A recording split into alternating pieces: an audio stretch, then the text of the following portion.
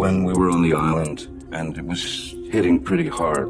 And Ms. Heard had made a deal with Nurse Debbie and Dr. Kipper to stay at their end of the island, and that she would administer the drugs, administer the medications that I needed to not go into these intense, sharp, painful heebie-jeebies. And there was a moment when I could feel my body starting to tense, and I could feel the withdrawals coming on, and they're not discreet. They go straight for the jugular. I mean, when your receptors are in full bloom and begging for the opiates that my body had become used to, that these receptors that were being fed by. I was sitting on the couch in the little house that we all saw on the island. Miss Heard was at the sort of kitchen area, and she was chopping vegetables, I remember. And I said to Miss Heard, I'm going to need the meds now. She looked at the clock and she said, it's not time.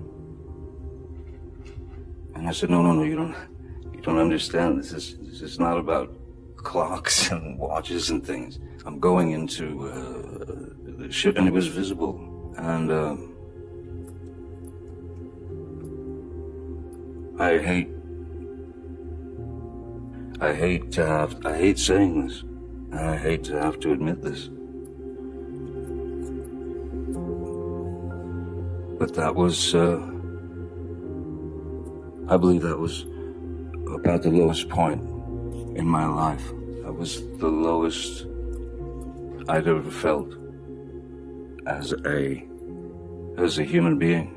Please, may I have the meds, because it's really kicking in. And she was adamant.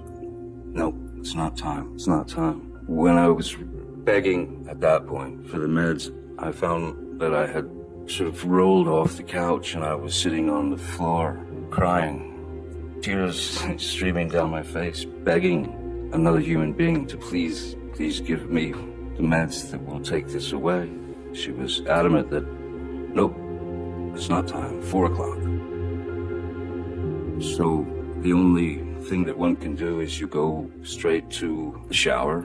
You have to trick the body to get away from the receptors. You put it on scalding, and you stand underneath the scalding shower. Essentially, you're burning, your skin is burning from and what that would do is it would trick the nerves away from the receptors, because they had an immediate problem that needed to be dealt with.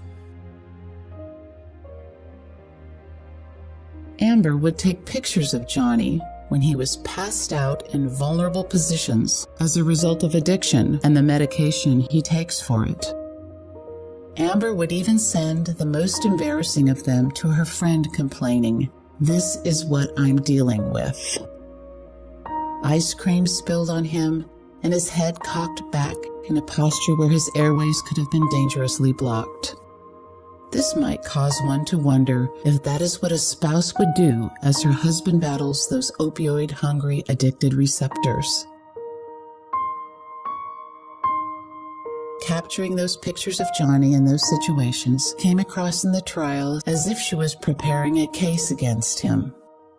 It would be eyewitness statements, it would be evidence, tons of it, and it would be through years. And it would be unbelievable to imagine that either I'm in a secret fight club, or B, I've had A secret what? a secret fight club, or that I have been plotting to do this for 3 years, and taking pictures of it and documenting it, just saving it up for the right time when I'm not asking for any money and have nothing financial to gain from it.